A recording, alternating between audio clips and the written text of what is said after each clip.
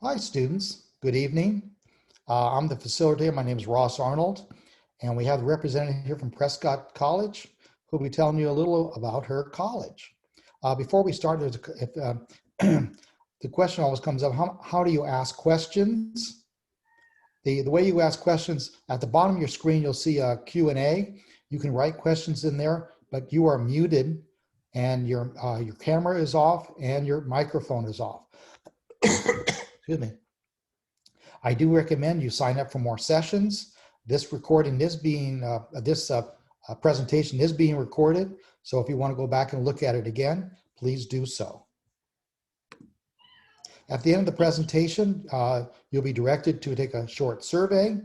I again recommend that you sign up for more sessions, and the recording will be available after the presentation.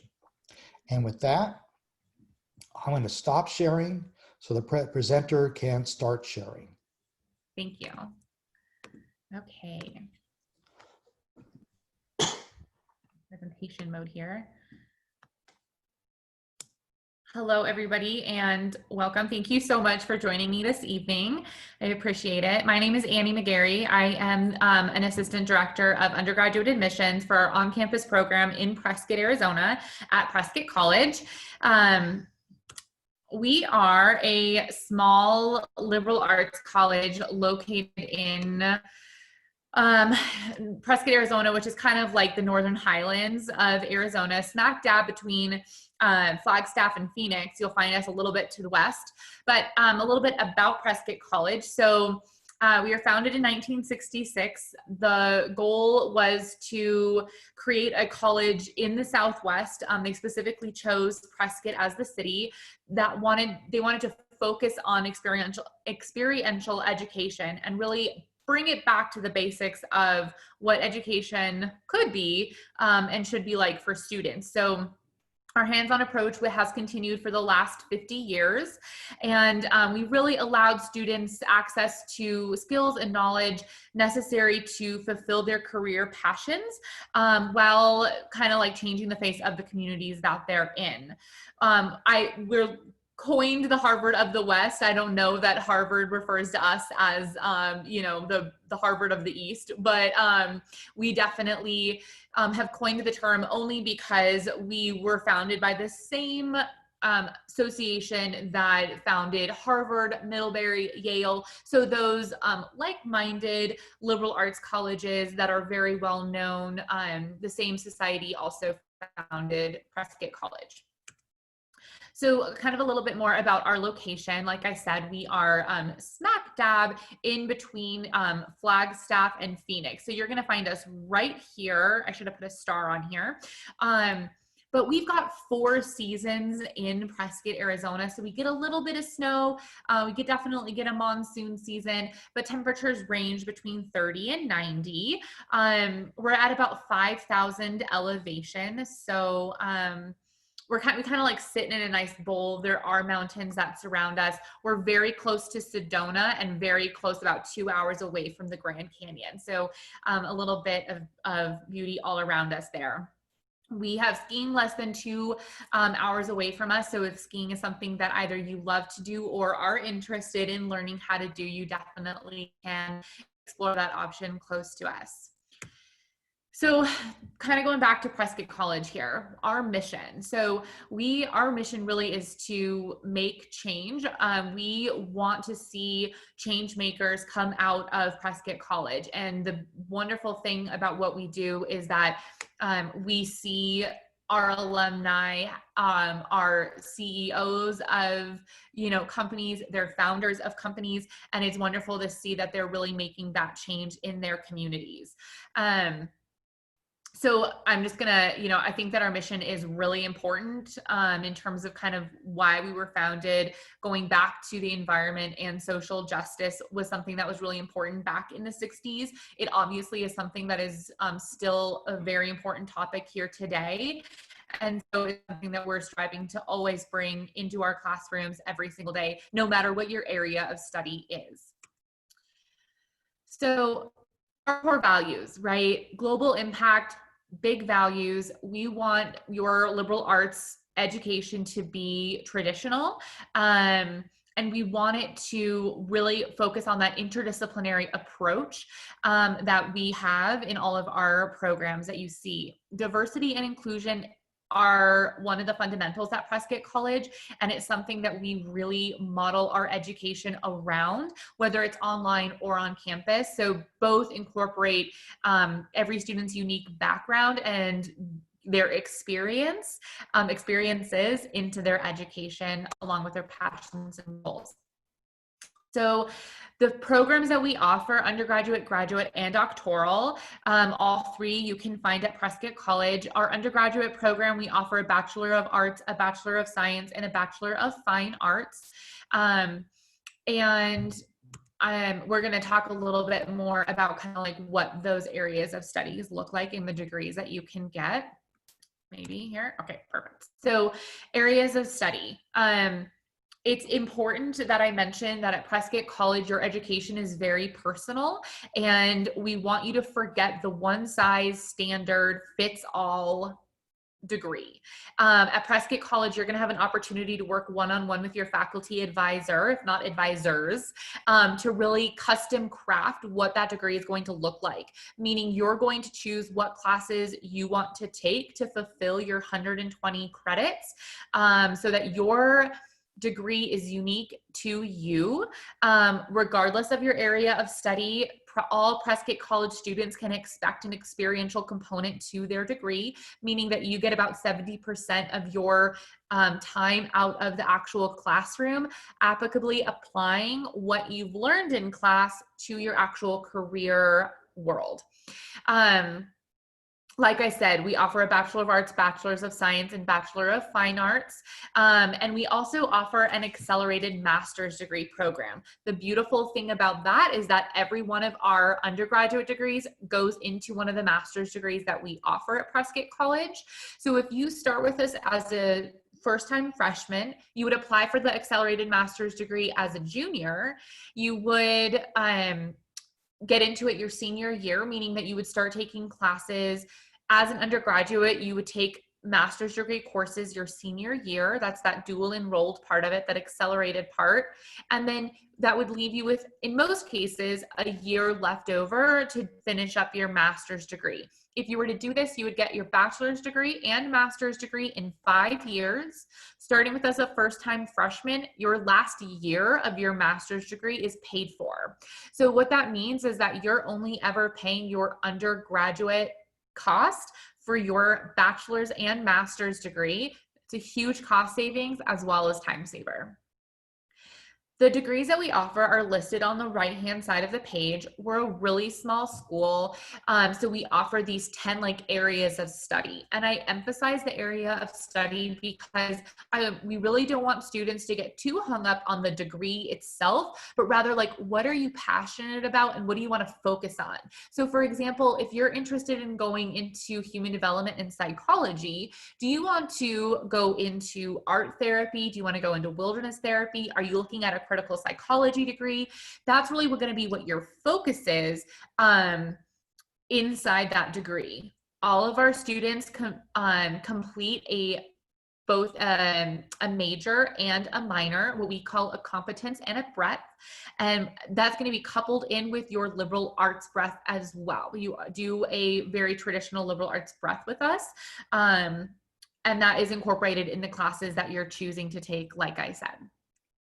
All of these areas of study are interdisciplinary. And what I mean by that is, like I said, if you go into human development and psychology and you're interested in being an art therapist, your minor might be in arts and letters, where you're really focusing on the fine arts. Maybe that means painting, maybe that's drawing, maybe that's sculpture. Either way, we're incorporating that into your major, so that way you can then go on to a master's degree and get a certificate in art therapy. Another great example of this is going to be the human development and psychology major with our adventure education major. Students who couple those together could go on to work for companies like Outward Bound, where they're really, doing a wilderness therapy type of program. So that's another option for students, just to kind of give you an idea of what an interdisciplinary degree looks like. All of these classes do have that liberal arts tradition to them, meaning that no matter which area of study you go into, you're going to be taking, some humanities, you're going to be taking some writing, you're going to be taking a little bit of math. We really want you to kind of pick from all of the different areas of subject and incorporate them, I should say, into your area of study. So a little bit more program highlights about Prescott College that I want to definitely emphasize for you. So we're a really small school. Like I said, we've got about 350 students on campus in our undergraduate program. That means a class size of about 14 and a student faculty ratio of 11:1. We have an intensive orientation program, which I'm going to talk more about, and we do a 4x4 block schedule. And what I mean by that is that students take one class for 4 weeks. That class ends, and then you start another class for a 4-week period. You do that 4 times through a 16-week term. So you're still a full-time student taking 16 credits through us, but you just take one class at a time and really get to focus in during that block session. So orientation, like I said, it's an intense orientation program that we do. It is the first block class that you take with us. It promotes student success. It really builds community. And the reason for that is because you're basically doing 2 options. You've got wilderness-based orientation, which is a 21-day backpacking trip through the Arizona backcountry.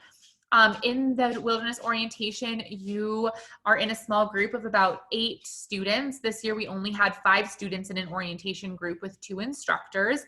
And basically, you're hiking out in the wilderness for 2 weeks. And then you have you stop, you do a resupply, and then you continue on for your last 10 days. With your small group.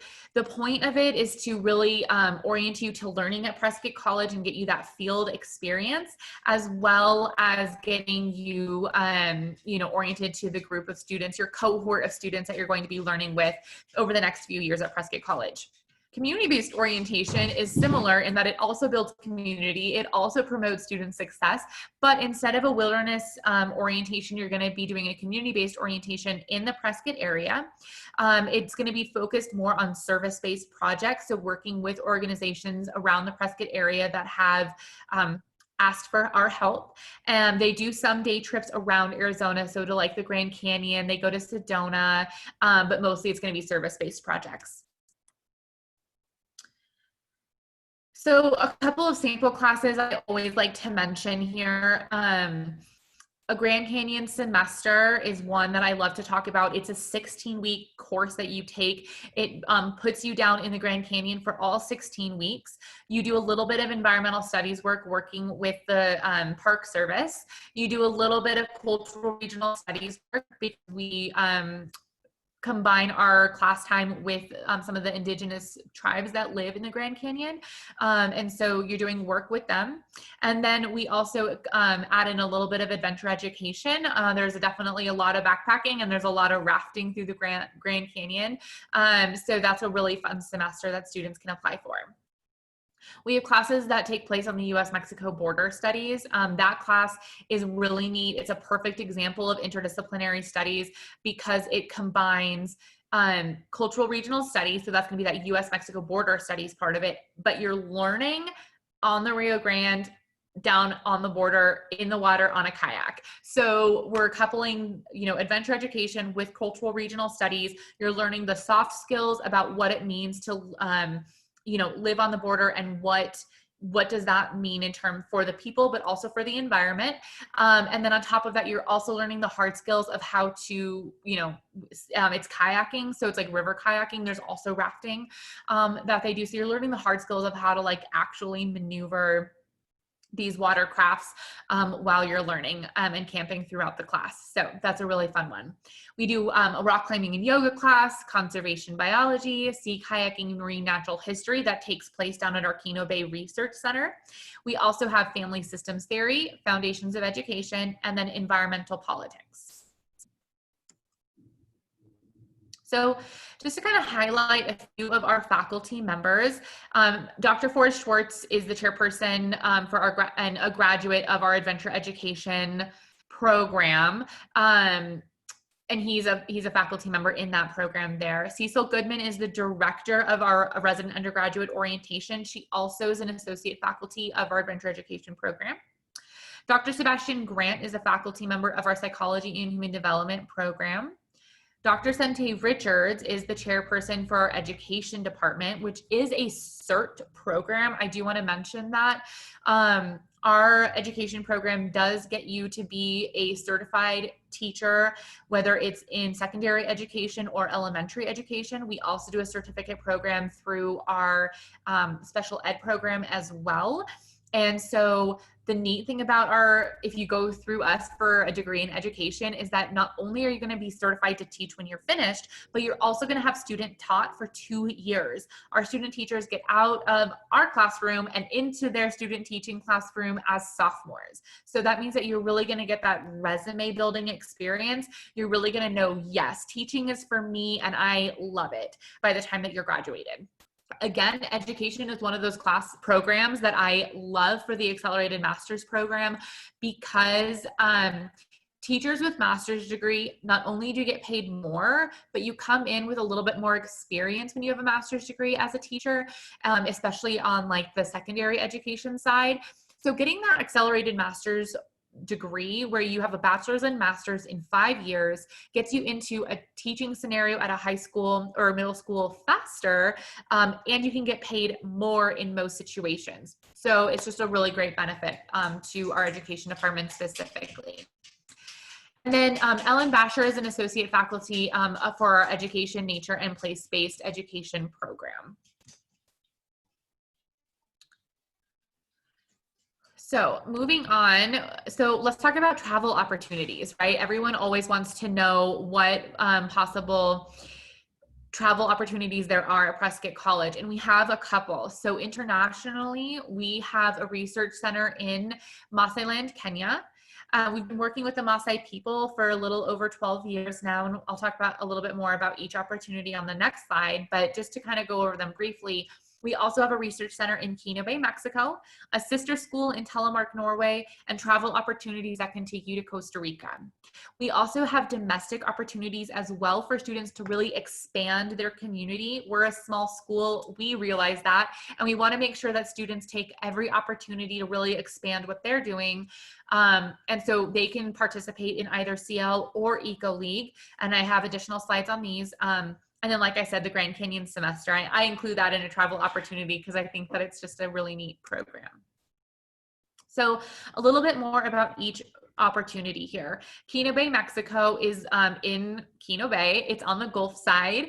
The mission of the Kino Bay Center is to protect priority species and habitats through the integrated application of science, education, information exchange, and community participation. We work very closely with the Indigenous people that live in Kino Bay. And then our research center brings researchers from all over the world that are not associated with the college necessarily, but maybe doing research on specific wildlife that live in the area. Mostly, I would say marine studies classes go to the Kino Bay Center, but we also have classes for environmental studies students, adventure education students, and cultural regional studies students. So overall, there's a lot of different community members that can go to Kino Bay, and it's really a really neat immersive experience.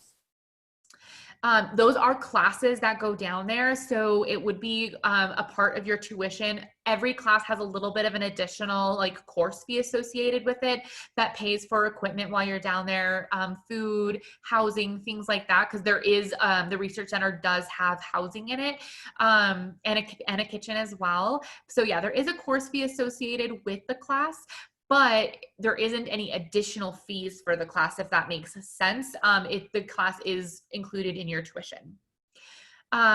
So the next opportunity is Maasai Land, Kenya. Like I said, we've been working with the Maasai people for a little over 12 years now. Originally, the Maasai people were cow herders. They still are today, but that looks a little bit differently since so much of their land has been taken. Our goal really is to go to Maasai and help them with whatever it is that they are needing help with. So whether that's bringing, you know, fresh water for irrigation purposes or shower purposes, we've done some political work for them as well, including they had the head of the Maasai Land tribe was running for like a presidential election there, and we helped them with that, as well as research to help them gain back conservation land that they had lost over time. So really neat opportunities that students can participate in Kenya. It is a 16-week course that you take when you go there. So you are gone for an entire 16-week term. You do earn 16 credits for doing that. Students who are a part of our cultural regional studies program, environmental studies program, those are the students that tend to go to Kenya because it fits so well into their degree plans, but really it's open to any students that want to participate. And then in Telemark, Norway, like I said, we have a sister school. So if you're looking for a more traditional study abroad option, this would definitely be the one that you would want to participate in. So at the University College of Southeast Norway, it's in Telemark, and you'll have the opportunity to take courses taught in English while living in a small Norwegian village. It's definitely an immersive and life-changing experience for students that want to participate in that. There are different costs associated with that travel abroad option that we can definitely talk more about if there's questions about it. And then, like I said, I wanted to touch base about EcoLeague. So this is going to be one of those domestic study options that you have. The schools that are a part of EcoLeague include Alaska Pacific, College of the Atlantic, Dickinson College, Northland College, the New College of Florida, and us, Prescott. So the beautiful thing about EcoLeague is that you can go and study at any one of these other 5 schools when you're a Prescott College student. And you basically, it's as if you were a Prescott College student the entire time, meaning that you pay Prescott College tuition. The only difference is going to be housing costs. You are going to be, if you go to College of the Atlantic, you're going to be living on their dorm, so you pay their dorm prices. But whatever classes you take directly transfer into Prescott College. You never have to worry about them transferring because it's as if you were taking Prescott College classes to begin with. The wonderful thing about this is that we are one of the least expensive schools on the list that you see here. So still continuing to pay Prescott College pricing for going to any one of these schools is actually a huge benefit to each student. You technically can do 2 semesters abroad with EcoLeague. And when I mean abroad, I mean like at any one of these schools. So for example, if you're a marine studies student and you really want to get each ocean under your belt, you could do a semester with us down at the Gulf of Mexico. You could then go to Alaska Pacific in Anchorage, Alaska. And then you could go to College of the Atlantic in Bar Harbor, Maine. And you could potentially do that and get 3 different oceans under your belt if you were to do that. So the other consortium that we're a part of is a consortium for environments and innovative learning, and that's CL. There's 12 schools that are a part of here. I did not put them all on here because there are a lot of them to list, but again, very similar to EcoLeague. You can participate in any one of these schools for a semester, and then your classes that you take will just transfer directly over to Prescott College. Again, you pay Prescott College tuition, which is usually a big benefit to our students.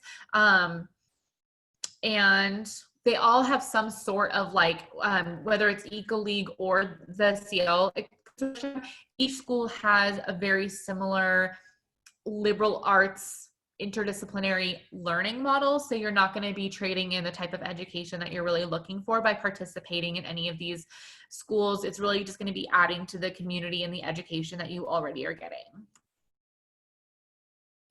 So we've talked about the accelerated master's degree program. I'm going to move past this slide since we've already talked about it. And let's talk about on-campus housing. So we do have on-campus housing for students. We have 13 townhomes that students can live in. Typically, these townhomes sleep 8 students. However, this year with COVID, we changed it to 5. So each student had their own single room.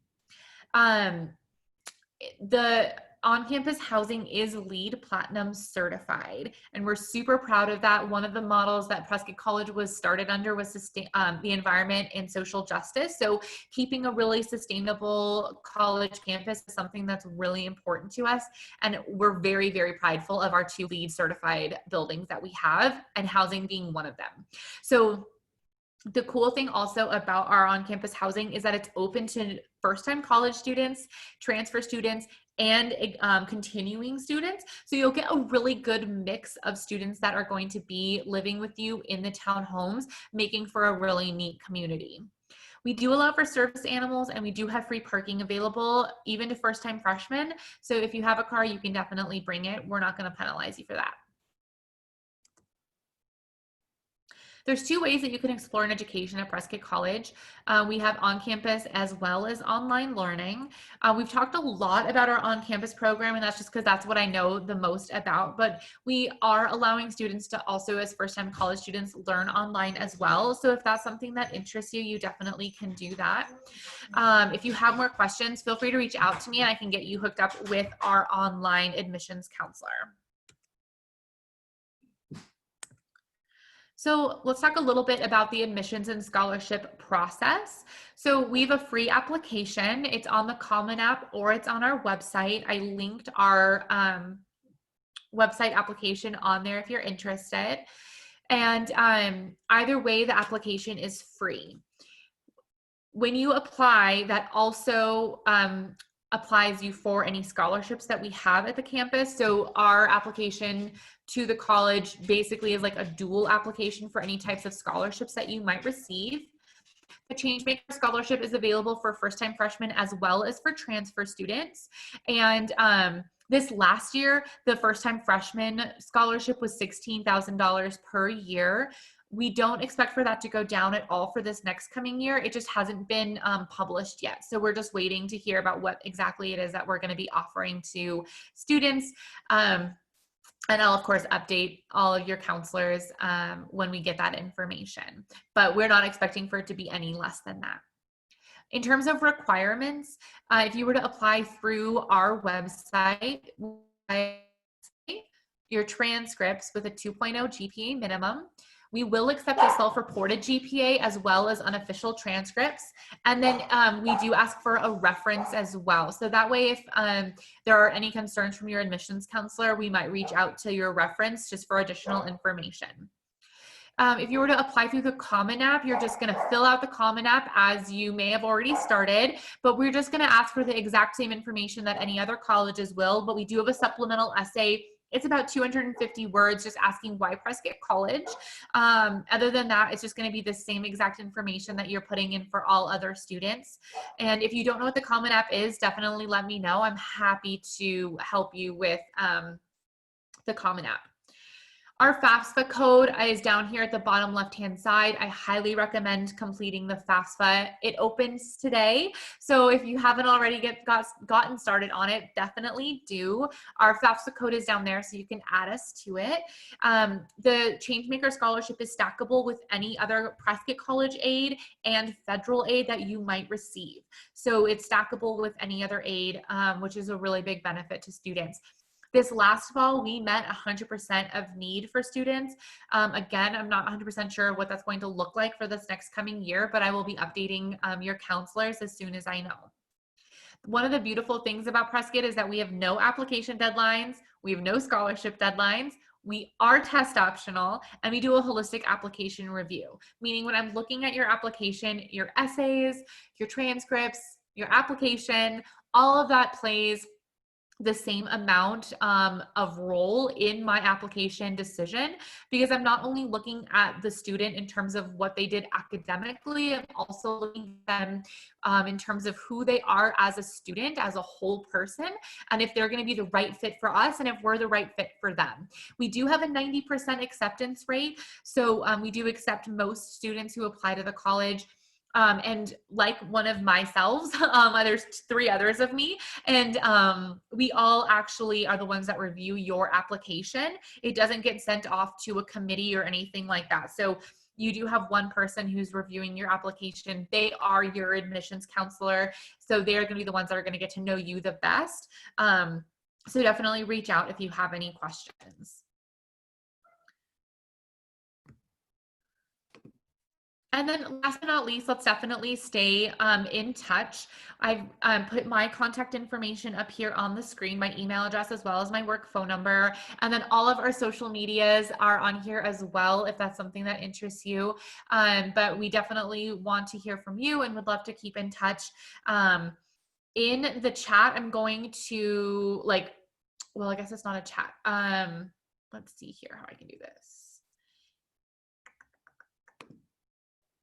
Well, if anyone has any, it doesn't look like there are any questions. So I won't be doing that actually. I was just gonna say I would post our inquiry if there were any questions or anything like that, but it doesn't look like there is. So if you do want more information, definitely email me here and I'm happy to provide you with any additional information that you might need. And thank you so much. I appreciate it. Great job. Thanks. So you don't ask the students to do the ACT or the SAT or any of that stuff? No, we don't. We have been test optional for probably 5 years now, if not longer. We're an essay-based school and our students learn, in like Socratic seminar style and essay-based learning, project-based. So Right. we don't even test our students. So we figured why would we pay attention to the standardized testing? So yeah. Okay. When you mentioned that your class size are, what'd you say, 14-1? So we have an 11-to-1 student faculty ratio, but about 14 students in a class. The difference is just that some of our classes have 5 students in them and some of them have 20, but none of our classes have more than 20 students in them. So because most of our classes end up having some sort of field component to them, if that means that we have to get into a 15-passenger van, we just limit our classes to 14. It's a great idea. I teach at Long Beach State, and I have 45 students in my class. Crazy. Let's see. It looks like There's a question, I think. yeah. So I'm going to answer your question live. And participation in the study abroad program, do you have that option as a freshman? So really, you could technically, I guess, participate in it the second semester of your freshman year, but you do have to be on campus for your first semester. So if you wanted to go down to Keno Bay for your second semester, you definitely could do that. We've had plenty of students participate in that. Yeah. Thanks. Let me know if you have any other questions. I'm happy to help answer, or happy to answer, I guess. I guess we're done. Unless Yeah. there's something else you want to share? I don't think so. Yeah, I don't think that I have any other questions. I guess the only other thing that I'll say is that we do have rolling admissions. So you can apply at any time. Like I said, there's no application deadline and we're reviewing applications as they come in. So we try to do a 72-hour turnaround time on your application. So Wow. I know the beauty of a small school. So if you do end up wanting to apply, you'll hear back fairly quickly about your admission, and then we can kind of move forward from there in terms of any sort of questions with acceptance. But yeah. Sounds wonderful. Well, thank you so much, and I hope you have a great rest of your evening. You too. Thanks. Bye-bye. Bye.